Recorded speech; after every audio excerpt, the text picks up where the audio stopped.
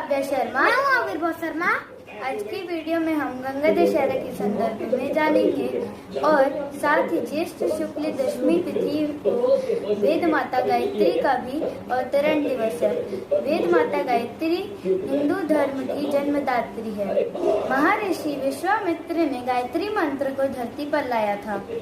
चारों वेदों के ज्ञान के पुण्य बराबर फल देता है गायत्री मंत्र। ओम भूर्भुवः स्वः तत्सवितुर्वरेण्यं भर्गो देवस्य धीमहि धियो यो न प्रचोदयात्। चलिए बिना किसी देरी के अब हम गंगा दशहरा का क्या महत्व है जानते हैं। गंगा दशहरा के दिन दान और स्नान का अधिक महत्व बताया गया है। पापों से मुक्ति। हिंदू धर्म के अनुसार गंगा स्नान से करीब 10,000 पापों से मुक्ति मिलती है।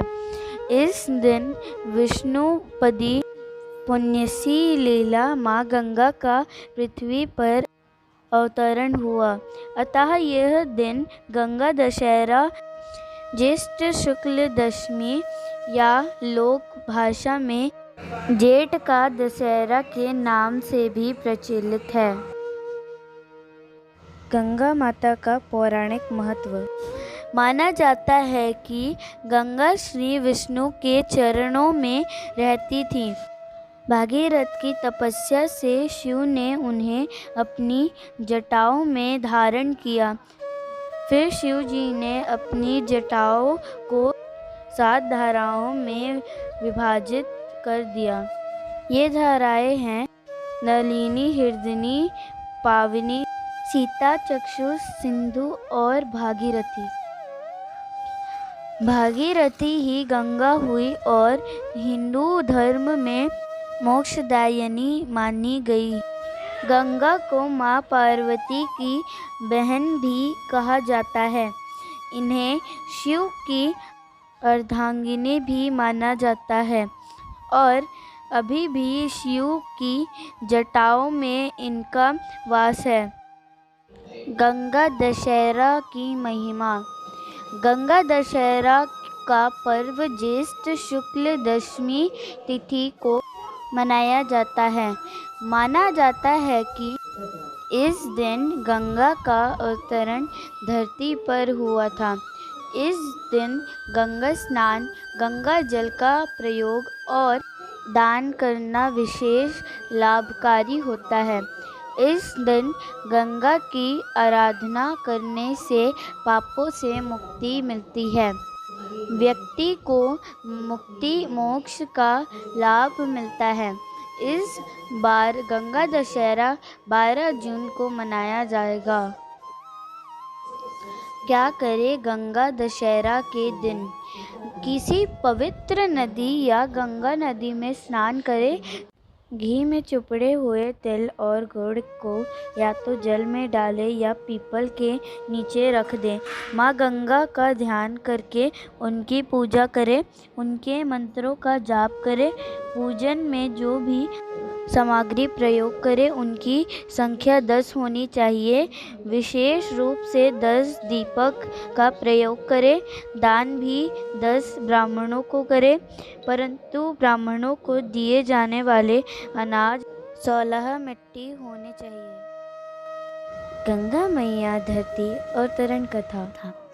गंगा दशहरा के अवसर पर जानते हैं कि आखिर माँ गंगा का अवतरण कैसे हुआ और क्यों सदियों से लोग इनकी पूजा अर्चना करते आ रहे हैं। प्राचीन काल में एक राजा हुए जिनका नाम सगर था। सगर एक प्रतापी और शक्तिशाली राजा थे। राजा सगर के अश्वमेध घोड़े को देवताओं के राजा इंद्र ने पकड़ लिया और घोड़े को कपिल मुनि आश्रम में बांध दिया। उधर अश्वमेध घोड़े की तलाश में राजा सगर के 60,000 पुत्र निकल पड़े। जब उन्होंने मुनि के आश्रम में घोड़े को बंधा देखा तो आश्रम पर ही धावा बोल दिया। इसी समय तप में लीन कपिल मुनि की आंखें खुल गई। वो क्रोधित हो उठे। मुनि की आंखों में ज्वाला उठी और सगर के 60,000 पुत्रों को पल भर में राख कर दिया।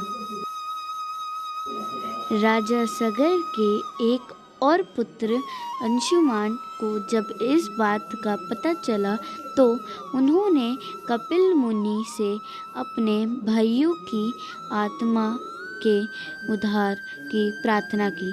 तब कपिल मुनि ने उन्हें बताया कि अगर पवित्र गंगा का जल भस्म हुए सागर पुत्रों पर छिड़का जाए तो उन्हें मुक्ति मिल सकती है। अंशुमान ने बहुत कोशिश की, लेकिन वो अपने भाइयों को कपिल मुनि के कोप से मुक्त नहीं कर सके। बाद में उनके पोते राजा भगीरथ ने अपने पूर्वजों की आत्मा की शांति के लिए तपस्या करने का बीड़ा उठाया। पूर्वजों का उद्धार करने के लिए भागीरथ ने कठोर तपस्या की और आखिरकार गंगा को धरती पर आने की उनकी प्रार्थना को स्वीकार करना पड़ा। गंगा दशहरा के इस पावन पर्व पर आप व आपके परिवार पर गंगा मैया की असीम कृपा बनी रहे। गंगा दशहरा की हार्दिक शुभकामनाएं। गंगा दशहरे की आप सभी को ढेर सारी शुभकामनाएं। माता गंगा जी की कृपा हम सभी पर बनी रहे।